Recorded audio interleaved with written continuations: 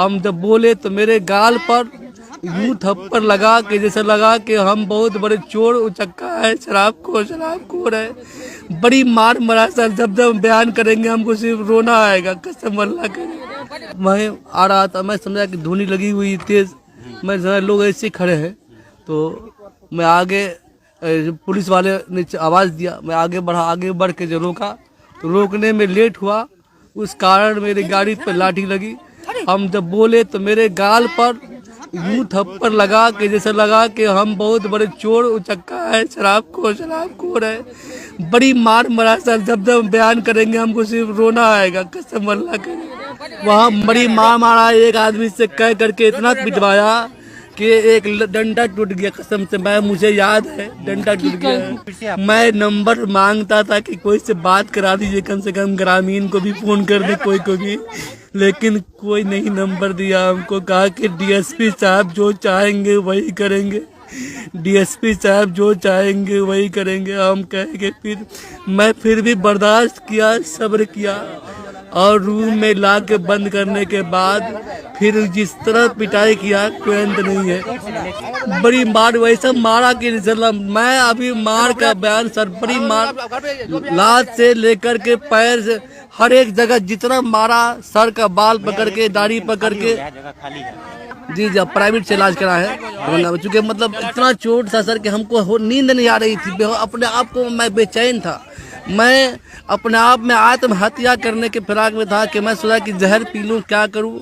लेकिन हमारे बड़े बहनोई, मैं उनका शुक्रगुजार हूँ कि उन्होंने मुझे दिलासा दिया। हमको रंजीत नाम का एक चौकीदार है, रूम में हमको 5-10 मरतबा 5 मिनट हमसे रिपीट करवाया कि तुम रिपीट करो, जितना कहते हैं तुम बोलो, और नहीं बोलोगे तो तुमको फिर मारेंगे हम।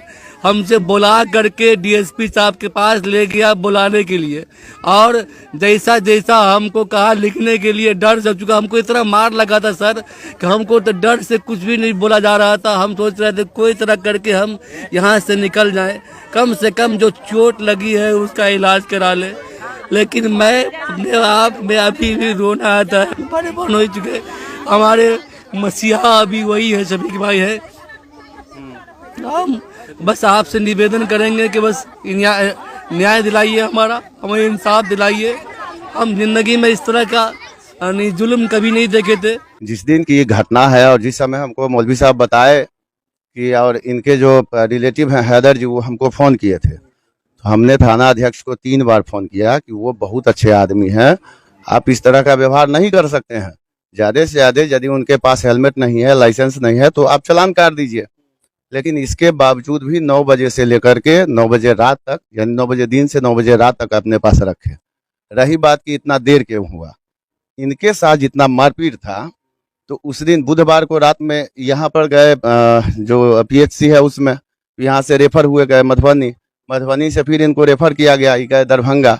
तो 2 दिन तो हम लोगों को इनके इलाज में लगा। फिर कल हम लोग एसपी साहब के यहाँ जो शिष्टमंडल है वो जाके मिला। तो हम लोगों का ये कहना है कि जिस तरह से बेनीपट्टी पुलिस बेलगाम है, जिस चीज़ के लिए कार्रवाई करना चाहिए वो नील है, और सिर्फ उगाही के लिए सड़कों को रोक करके दारू वालों से, दारू कारोबारियों से पैसा उगाही के नाम पर आमजन को परेशान किया जा रहा है। आप जानते हैं बेनीपट्टी में राहुल झा के साथ पसैठा में जो वारदात हुई, क्या उसमें भी कोई कार्रवाई हुई? इससे पहले मुन्ना झा की हत्या हुई, आज तक उद्भेदन हुआ? सुनील झा जगत का हत्या, उनकी भी हत्या हो गई, क्या उद्भेदन हुआ? यहाँ तक कि जो जिस राम जी के नाम पर आजकल राजनीति चल रहा है, राम जी का मूर्ति चोरी हुआ बनकट्टा से, हम लोग धरना पर भी बैठे थे, तो तत्कालीन डीएसपी उठा के लाए कि हम 24 घंटा में उद्भेदन करेंगे, आज तक राम जी भी नहीं मिले। तो इनका तो बस यही है कि जो प्रशासन का स्थिति है वो साफ है कि सिर्फ और सिर्फ प्रशासन आम जनता को परेशान कर उगाही करने में लगी हुई है। हम लोगों का स्पष्ट मांग है कि आप पुलिसिया कार्रवाई क्या करेंगे नहीं करेंगे, उसमें बहुत ज्यादा विश्वास लोगों का नहीं है। इनके साथ जो मारपीट हुआ है, उस मारपीट के आलोक में सुसंगत धाराओं में प्राथमिकी कीजिए उन कर्मियों पर जिन्होंने इनको मारा। उनको कहाँ से राइट है मारने का? और यदि मारपीट की घटना को वो अंजाम दिए हैं तो उन पर एफआईआर हो, अभी तक तो प्राथमिकी हो जाना चाहिए था। तो इसीलिए जब हम लोग इस संबंध में अपने नेता प्रतिपक्ष को जानकारी दिए वो तुरंत संज्ञान लिए और उन्होंने कहा कि मैं 3 तारीख को 2 बजे तक आ रहा हूं, और जब तक कार्रवाई नहीं होगा, ये निलंबन वाला नहीं, जो वो वारदात किए हैं प्राथमिकी जब तक नहीं होगा तो हम लोगों का जन आंदोलन चलते रहेगा। जहां पर वो जांच कर रहे थे, अगर वहां के प्रत्यक्षदर्शियों से भी पूछा जाए, और जब जहां तक रही बात इनके संबंध में पैरवी करने की, तो उस दौरान भी हमने जिन लोगों से पैरवी किया तो उन लोगों के समक्ष भी यही हो रहा था कि हम बढ़िया से कूचेंगे तब छोड़ेंगे। तो ये तो बरगलाने के लिए कहते हैं कि अब गिर गए तो इनको इतना चोट लग गया और ये हुआ, सब चलने वाला नहीं है। और अगर यही सच्चाई है तो क्यों कहा जा रहा है कि थाना का जो सीसीटीवी है वो करप्ट हो गया है? आप सीसीटीवी उस रात का देख लीजिए, सिर्फ एक हाजत में नहीं है, लेकिन इनको हाजते में तोड़े, हाजत के बाहर भी इनको पीटा गया है। सीसीटीवी में देख लीजिए, जो लोग मारे हैं उन पर प्राथमिकी कर दीजिए। हम लोग का तो यही मांग है। अगर सच में सुशासन है और थोड़ा भी शासन प्रशासन का इकबाल है तो इतना देर तक तो उसी हाजत में बंद रहना चाहिए। शायद मुख्यालय डीएसपी द्वारा जांच किया गया, लेकिन अभी तक कहाँ प्राथमिकी हुआ? प्राथमिकी होता, गिरफ्तारी होती, तब लोगों के बीच में मैसेज जाता कि नहीं, शासन प्रशासन का इकबाल बहाल है।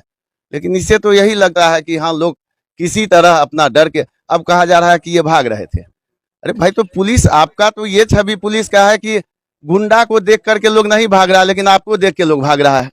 आपकी कैसी छवि बन गई है? आप पर ये विचार नहीं है।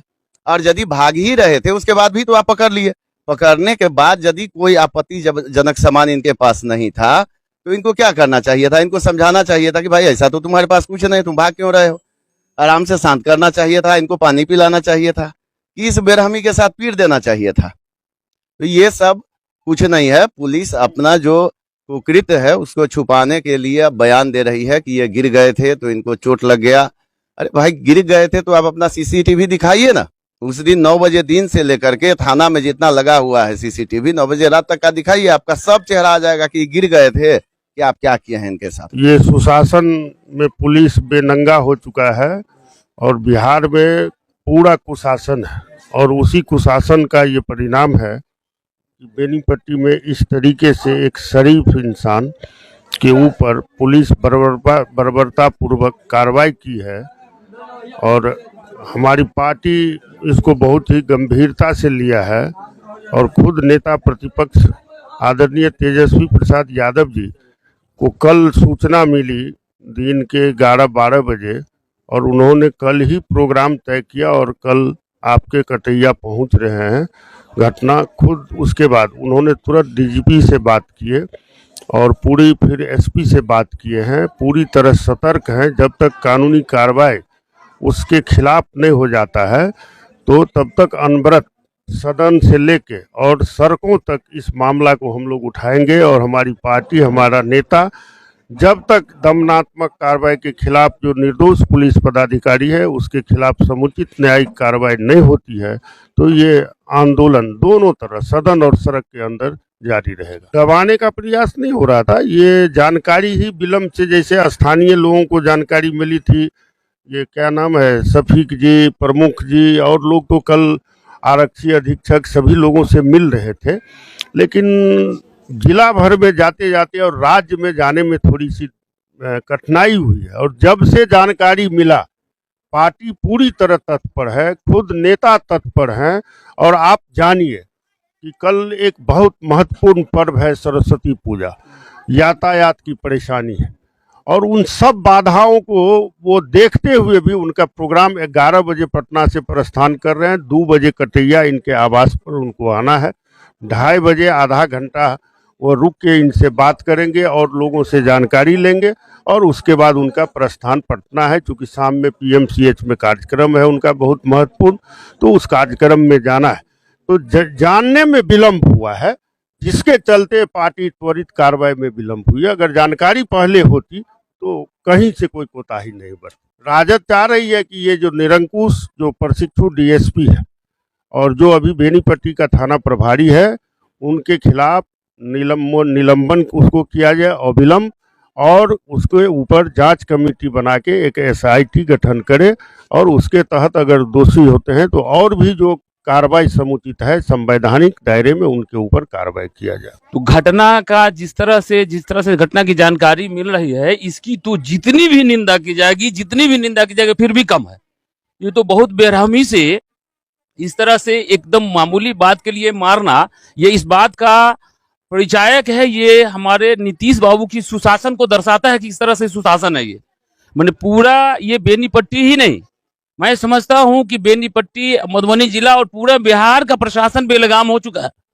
और इसका कारण यह है कि हमारे जो मुख्यमंत्री हैं वो मुख्यमंत्री आरएसएस की गोद में बैठ चुके हैं और आरएसएस के इशारे पर पूरी प्लानिंग के साथ ये मुसलमानों के साथ जानबूझ करके अल्पसंख्यकों के साथ इस तरह की घटना घटाई जा रही है। और ये जो यहाँ डीएसपी, मुझे जो पता चला कि प्रशिक्षु डीएसपी है, तो जो अभी प्रशिक्षु है, जो अभी ट्रेनिंग पीरियड में है और वो इस तरह की हरकत करता है, इस तरह की घटना को अंजाम दे रहा है, तो इसे समझ लेना चाहिए कि कल वो जिस पद पर जाएगा उस पद की पावर का किस तरह से दुरुपयोग करेगा।